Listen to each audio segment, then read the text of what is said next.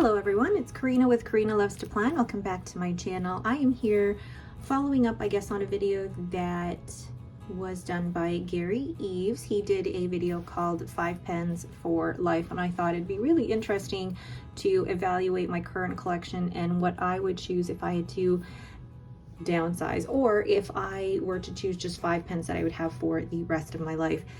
And I thought it was going to be a lot harder than this, but funny enough, it was, I guess, easy to come up with my 5 with a couple of honorable mentions. So I'm going to write this down in my Galen Leather A5 notebook that has 400 pages of 52 GSM Tomoe River paper, and I will give you a little writing sample of each pen along with my reasons for why I put it on the list, as well as the pricing details for these pens as well. So let's get started. The first pen I have here is the Pilot Kakuno. This is the most inexpensive pen that I currently have in my collection, and these run at about $14 US, and you can get them from shops like Atlas Stationers or on Amazon or Jet Pens. These are actually pretty readily available anywhere. The thing is, mine is a little bit of a Franken pen because it has a calligraphy medium nib that I got from a Pilot Plumix, and I purchased a Con 70 converter to go in here. So the reason that I chose the Pilot Kakuno as one of the 5 pens is because, one, you can interchange the nibs between different Pilot pens. So you can change them with a Pilot Metropolitan, a Prera, the Plumix, so you can get a variety of nibs on these as well. And what I also like is that instead of going with the regular Con 40 in these, which is a bit of a pain of a converter, to be honest, you can choose the Con 70 and it fits in here perfectly, and you get much more of an ink capacity in that as well. Though, because of the lower pricing of these, if I happen to lose one, I can easily just buy another one. And this one has lasted me, gosh, when did I start my planner or my pen journey? This was one of the first fountain pens that I ever purchased. It actually has bite marks from when Lucy bit into it, so this is one that I will probably keep. This is a pen that I would probably just throw in my bag and have just as a fun pocket, not even a pocket pen, but a good pen that, you know, writes well. It fits beautifully in my hand. It's comfortable. It has a bit of a tri grip on the section here, so that might bother some people. It does post for those who like to post their pens, and it actually posts pretty securely. But what I love about this is the nib. Now, this has the calligraphy medium nib on it, but even just the regular Pilot steel nib is phenomenal. I absolutely love it. So I'm just going to go ahead and do a quick writing test. So this is the Pilot Kakuno, and it currently has a calligraphy medium nib on here, and you can see that this nib is a smaller stub nib, and it has a wider downstroke and then the thinner cross stroke, which I love. So I say the cost of this, you can find this, I found the pricing here at Atlas Stationers, and at Atlas Stationers it was $14.30 US, and you can use a Con 40 or a Con 70, which I would prefer the Con 70 converter. Can swap nibs, and for a lower price pen, the nib is wonderfully smooth.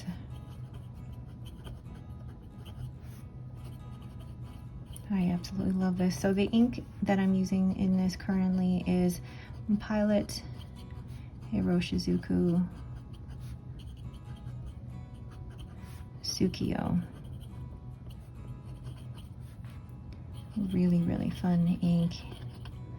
So that is the first pen on my 5 pens for life list, the Pilot Kakuno. The next pen on the list is the Esterbrook Esty. Yes, you heard that right. The Esterbrook Esty is on this list. Of course it is. I have 6 of these, and what I love about this pen is, one, just how beautiful the cracked ice resin looks. But what I also love about these is that the nibs are Yovo number 6 nibs. They're very good quality and very consistent, and you can swap nibs between other pens and you can put other Yovo number 6 nibs in here. I love how this feels in my hand, and also where my finger sits, those threads are not sharp at all, and the grip section is almost flush to the body of the pen, which is very, very comfortable for me. For all of the pens that I own, the Esterbrook Esty is probably one of the most comfortable, if not the most comfortable pen. So number 2 in this, and these pens aren't in any particular order by any means, but we have here the Esterbrook Esty. Now, if you actually ask me to pick which resin out of all the Esties I own, that's a whole other video. This one currently has a medium nib in it, and I normally go for fines and extra fines, but this medium nib has actually been really fun to use. And regular pricing on this, you'll normally find this at about $195 MSRP, and that's in US dollars. What I love about this is the beautiful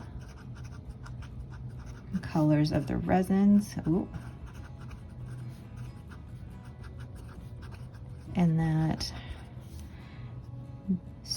so comfortable, cannot write and speak at the same time, so comfortable in the hand. And we have the interchangeable Yovo nibs, Yovo number 6 steel nibs.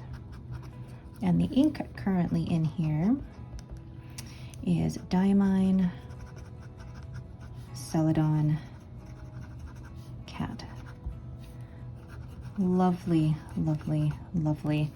So the next pen that would be a pen for life for me would be the Esterbrook Esty. This particular one is the Once in a Blue Moon, which I think came out sometime last year, and I was lucky enough to snag this from Sarah of Ginger Peachy Pens, and I'm just in love with that resin. So that is my Esterbrook Esty. Next, we're getting into the gold nib territory. We have here the Lamy 2000, and I didn't ever think that this would be one of the top 5 pens in my collection. From the outset, it just looks boring. I can't even say more than that. It just looks boring, but I decided to give it a try, and it is actually one of my favorite pens. And a lot of people do recommend, as you know, if you're going into the gold nib territory, that this is a great one to try. So the Lamy 2000, you have a snap cap here, which is actually very satisfying. And it is a piston fill. You can hardly see it here, but there is a little seam here that tells you where the piston is, and you've got that ink window, and then you've got the hooded 14 karat gold nib. Absolutely beautiful, beautiful pen. So I'm gonna go ahead and dip this into Diamine Amazing Amethyst. So you can also post this, which is the way that I like to hold this pen, and it's very, very comfortable in my hand. So we have here the Lamy 2000, and this has a 14 karat extra fine nib. And what I love about this is that it feels like it has a slight architect edge to it. Like the broad strokes feel slightly wider, slightly broader than the downstrokes. And the MSRP for the Lamy 2000 is around the $223.20 mark, as priced at Atlas Stationers. And what I love about this pen is the very smooth and juicy 14K nib. Very comfortable in the hand, and it's a very classic yet modern pen. It's one of those where this particular design, I mean, has been around since I believe the 1960s, but it still looks modern even in this day and age, and it's just such a comfortable pen. It's so well designed, it's wonderful, and I feel like because of its design, because of the materials that it uses, it's going to last forever. So the ink in here is Diamine. Amazing. Ooh. Amethyst. Now I do have videos for each of these pens if you want to look at that in greater detail. All right, so that is the Lamy 2000, number 3 on my 5 pens for life list. The next pen on my 5 pens for life list is the Waterman Karen, another one that entered my collection just this year in 2024, and it was one that I didn't expect to love as much as I did, but it's such a classic, almost vintage looking fountain pen.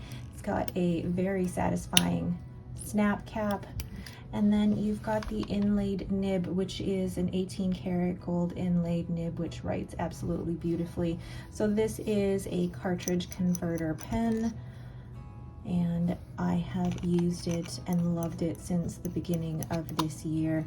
I use this pen posted. Now I know some people are afraid of scratching the body, but I mean, it's a pen, I'm going to end up scratching it anyway just from daily use. But posting it, it fits beautifully in my hand. It's really comfortable, and I love how classic this pen is. I'm just absolutely in love with it. So this is the Waterman Karen, and this is in the, I believe it's in the Marine Amber, but I think it's just, and this has an 18 karat fine nib, and it just writes so beautifully. And pricing on this right now at Atlas is $217.51. I know that's so strange, but this is actually a very good priced gold nib pen as well. And this one is just got such a classic vintage look with the inlaid nib, smooth inlaid 18 karat nib. Again, comfortable in the hand, but it also just has this timeless look about it. The ink currently in here is Diamine Masquerade, so it is actually handling shimmer inks well. It's so smooth. I love this so much. Oh my gosh. And this is a pen that only entered my radar this year. It's not one that's featured too much on social media, but I absolutely love this. So number 4 on my list is the Waterman Karen in Amber. Before I go into what number 1 is, which if you've watched my channel long enough, you probably know what that is, but I want to mention a couple of honorable mentions before I show you number 1. So the first honorable mention is the Pilot Vanishing Point. This is the only one I own at the moment. This is the Taiwan 30th anniversary edition. It's their matte forest green, and it's absolutely beautiful. This is priced higher than regular Vanishing Points. Regular Vanishing Point, you can see it at Atlas or PenChalet or any of those pen retailers for around $168. It's got an 18 karat gold nib, and that's it. That's the, I love that action. It's such a convenient pen to just click and you're ready to write. Some people find the clip there a little bit uncomfortable, but I absolutely love it. And it's one of those designs that has been around for a really long time, even though it looks quite modern for its age. Now, the one thing that prevents me from putting this on my 5 pens for life though is the fact that it only takes the Con 40 converter. So that Con 40, I can't even take it out of here because it's inked up currently, is a difficult converter to work with because it doesn't take up a lot of ink, and depending on what pen you've got it in, it's very hard to, hold on, I'm stuck here. It's very hard to see what your ink level is at, and a little bit of impossible to clean. So you know, it's an honorable mention for that. It really is just the Con 40, but otherwise it's such a great pen. I love the clicking action of this and the capless motion of this. The clip actually doesn't bother me at all. And Pilot actually come out with beautiful colors of this every year, and I love the matte finish on this Taiwan 30th anniversary. So that is one of the honorable mentions on my 5 pens for life. And then the last honorable mention I am taking out of my pen drawer here is the Leonardo Memento Zero. It is gorgeous. I absolutely love this pen. I think it definitely would have made the list. I am now thinking, like, why, when I'm holding this, why it didn't make the list. And really, it is such a beautiful pen. It writes absolutely beautifully. This one has the extra fine nib, and this is in the Via Latea, the special edition from Stilo A Stile. Leonardo come out with so many beautiful collaborations and special editions with different retailers, and I love that they do that and just have so much involvement within the fountain pen community.